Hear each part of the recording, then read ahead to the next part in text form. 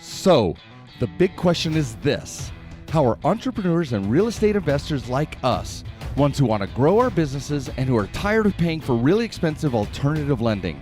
How do we tap into the most inexpensive money available and do it without the hassle of typical borrowing? That is the question, and this podcast will give you the answers. I'm Merrill Chandler, and welcome to the Are You Effable podcast. Welcome. My name is Merrill Chandler, and I'm your host of the Are You Effable podcast. Now, in this episode, I decided to pull out all the stops and went back into some of my archives because I was getting ready to do a new podcast on the difference between credit optimization, fundability optimization, and credit repair. And when I went through this, there was so much valuable content. I didn't want you to miss any of this.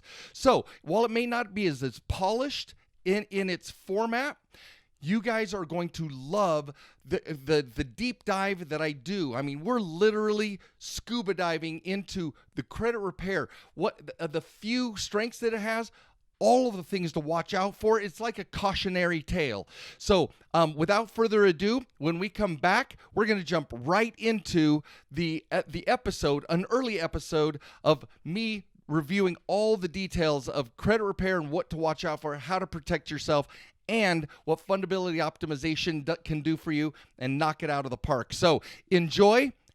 Merrill Chandler, and I am the host of Are You Effable podcast. Welcome back, everybody. Are you effable, or are you just effed? Today, we're going to be talking about fundability optimization and credit repair. Remember, in the previous episodes, we've discussed it significantly. My history with Lexington, my history, 15 years of pure credit repair, expertise, as it were.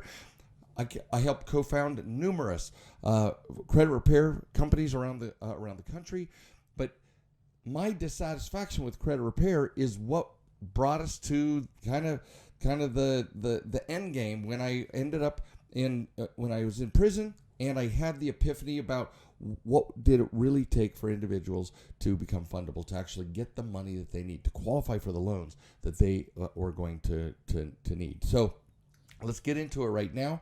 The difference between fundability and fundability optimization and credit repair is the difference between a Lexus 2019 and a horse and buggy. Now, a horse and buggy is really quaint. It's a delightful little something to take your date on, right? But if you need to get somewhere, it's not going to take you there. It'll take you across town if you live in a village, right? Now, the Amish swear by them, so I got nothing against them.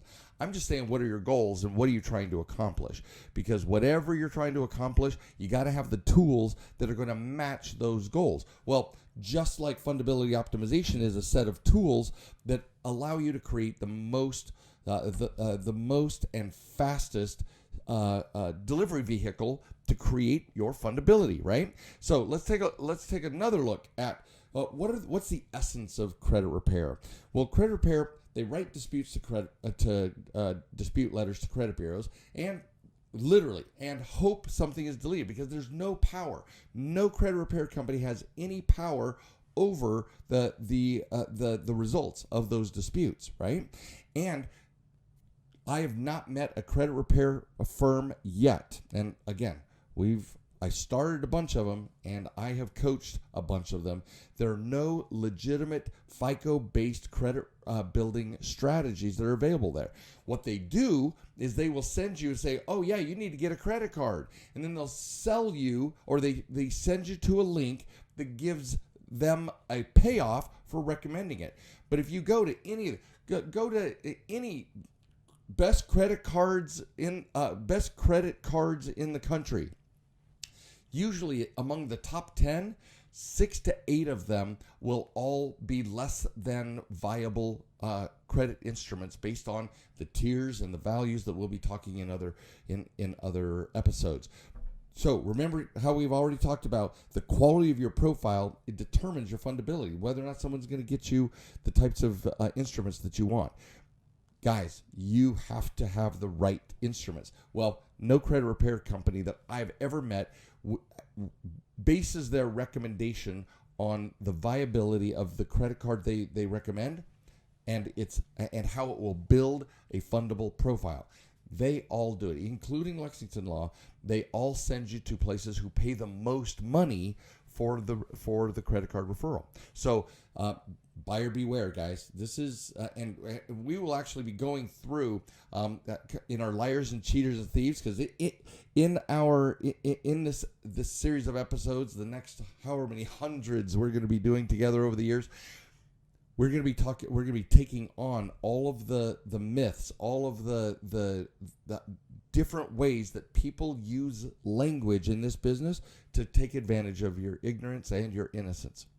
And as I said in previous episodes, I'm done with that. We're laying it on the line. So we have interspersed in all our episodes will be episodes called Liars, Cheaters, and Thieves. And we'll be going over websites right here reviewing exactly how this will look. So now the next thing we need to understand is the credit repair does not help people with good credit, right? And by good credit, we mean credit where you do not have derogatory accounts. You don't have bankruptcies, collections, late pay, all those things. Those good credit doesn't mean fundable credit. Good credit means the absence of derogatory accounts. But as you're going to learn in the next few episodes, a derogatory account is one type of bad credit, but negative indicators are another type of bad credit, and we'll be talking about that next. You just keep binging, because you're going to learn so many things that are going to help your day to day and the very decisions you need to make as we grow in RUFable together. Now, as it says, bottom line, you cannot repair your way to a fundable 800 plus profile. Can't do it, right? A fundable profile is proactive steps that are helping you create a credibility with the lender software, right?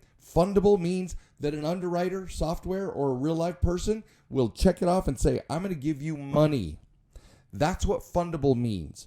Good credit doesn't mean anything. Bad credit doesn't mean anything, as we will discuss in future episodes.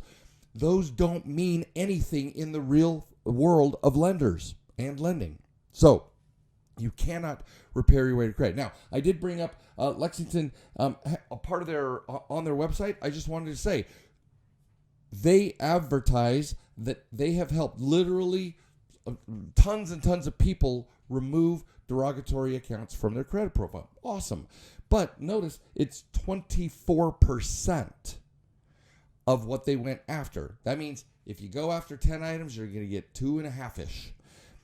That is not, so credit repair alone doesn't have. I found that on my own when I left Lexington and when I started my own credit repair law firm. I tried to go deeper and deeper and deeper into the credit repair process and found, before I had my prison epiphany, I found that you can't make somebody fundable by getting rid of negative items. You have to build an entire fundable profile, even above your credit report and your credit profile. It's called we call it a borrower profile. It's all of the things that lenders take into account. So that is what we're going to be talking about in future episodes. So, like I said, I know the credit repair space. And I developed fundability optimization so that we could make you fundable, so that you can create those very same things. So that's what we have today. If we're going to put a mark here, because we're going to go back. We're going to cut this part out, and we're going to say, so if someone comes up to you, if you have derogatory accounts, right?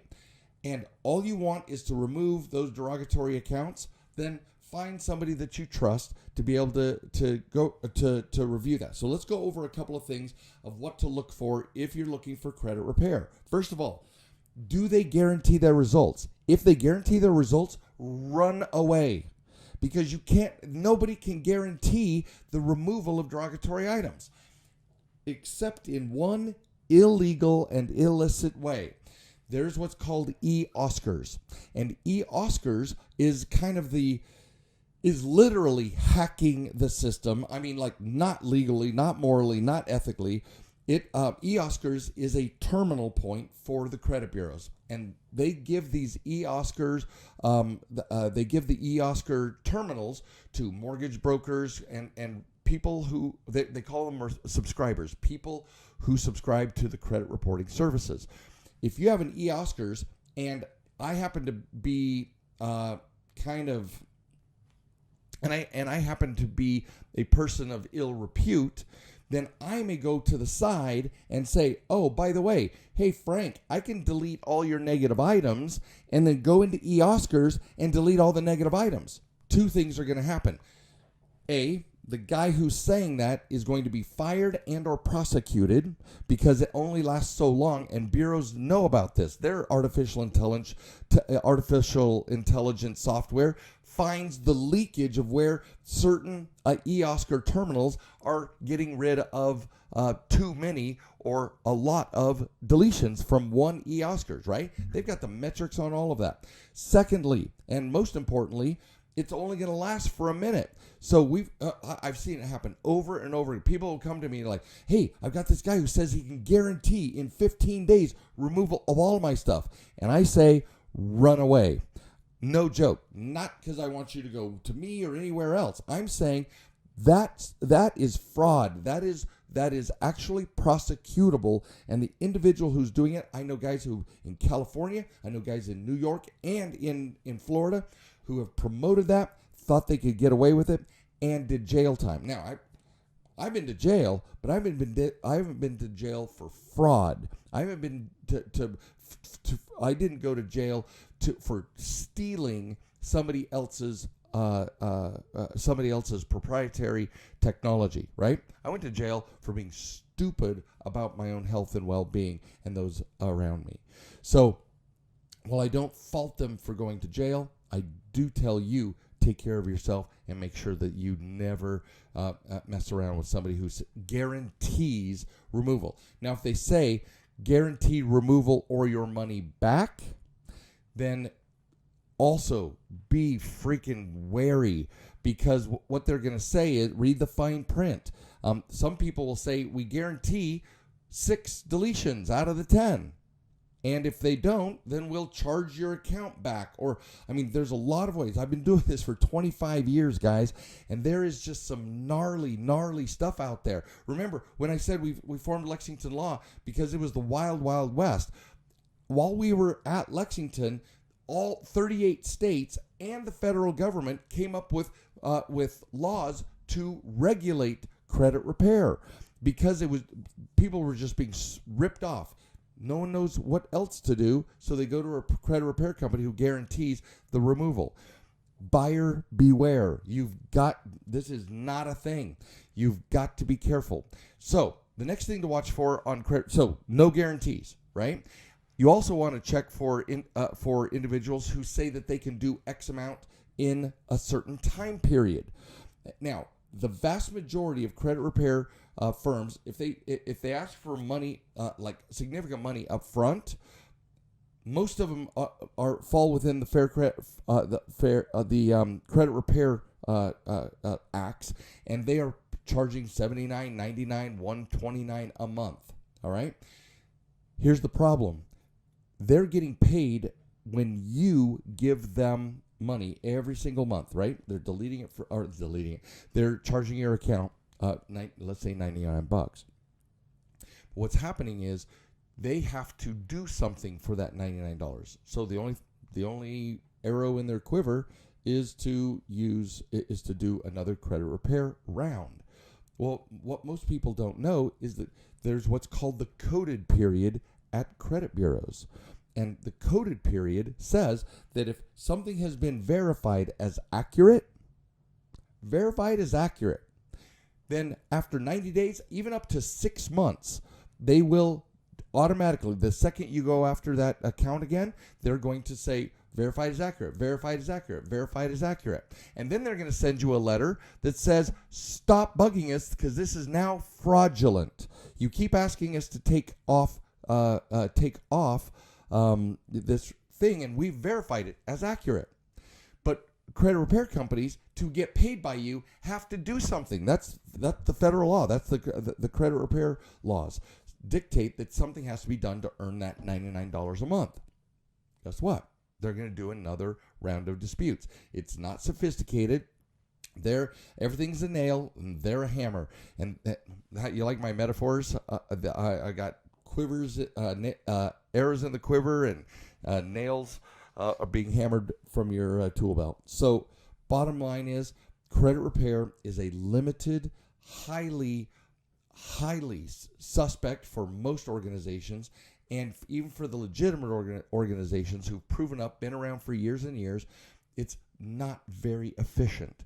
Now, one other negative that comes with credit repair is that, do you realize it is based on straight from FICO that a 30-day late on a closed account that is 20 years old, if you delete that account, your score will go down because the negative indicator is less valuable than the high value account of having a previous 20-year account that was positive. Am I making sense? You've got to evaluate what you're doing. This is I call it scorched earth. It is what credit repair does. If there's a negative, they try to delete it. And sometimes they're harming your profile because with me, our clients, we evaluate the contribution, the positive contribution of that 20-year-old account in this example. We evaluate the contribution of every one of your DROGs. We may not want to remove one or two of them and let them time out because, and by timing out, I mean coming off naturally off the report. Right? So there are many layers to this, and it can be very complex. And if you don't know what you're doing, credit repair guys don't know what they're doing. They write letters, do deals because they found a marketing scheme that people will respond to them, and they get a few results, and they can put those results on their credit repair websites and deceive even more people.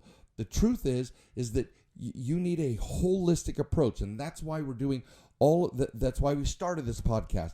I was tired of we've only given all this tech to our high net worth full service clients. Now we're putting it out there.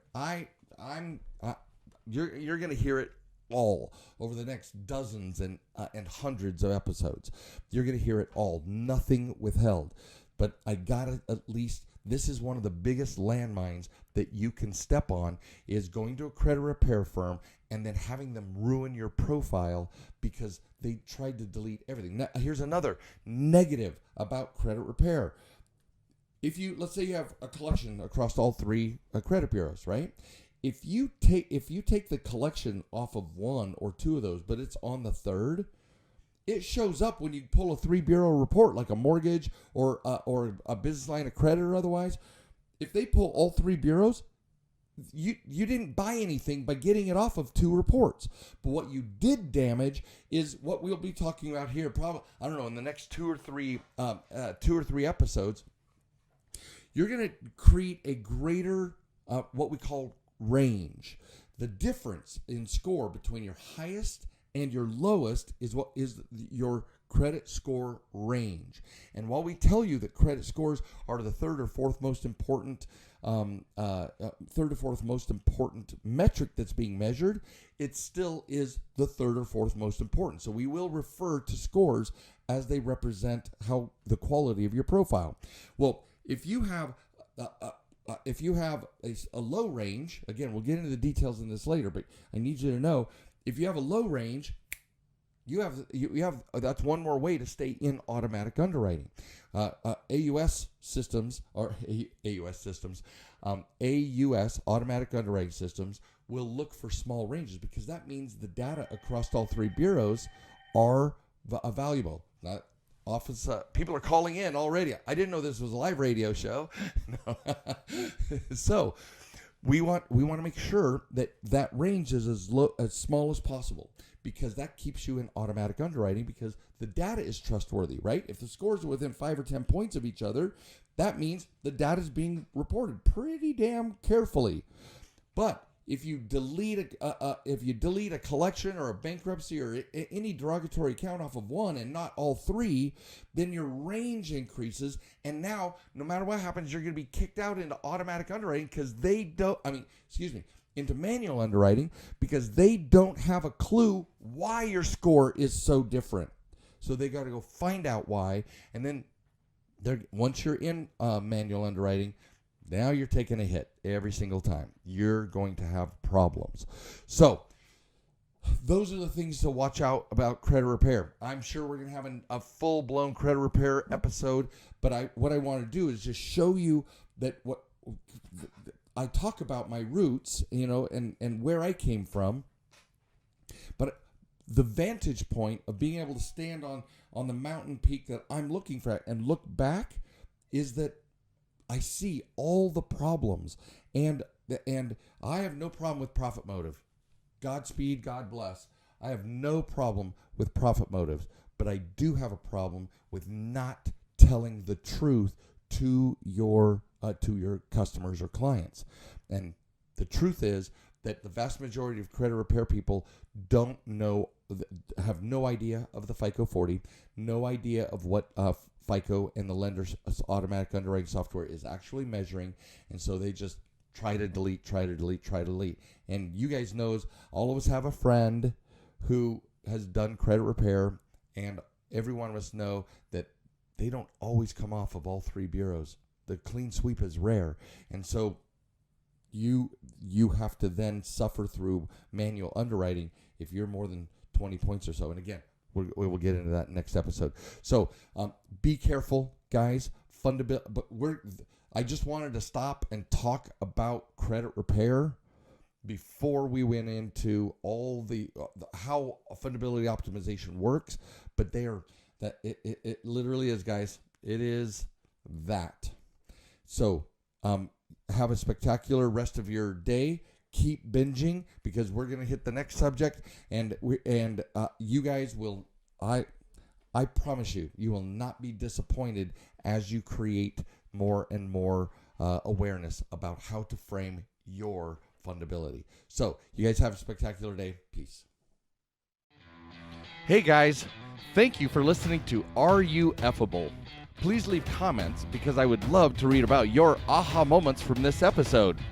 And be sure to visit fundinghackers.com to view the blog post, get important links, join our community, and much, much more. And you gotta tell your friends about this podcast. We want them to become effable too.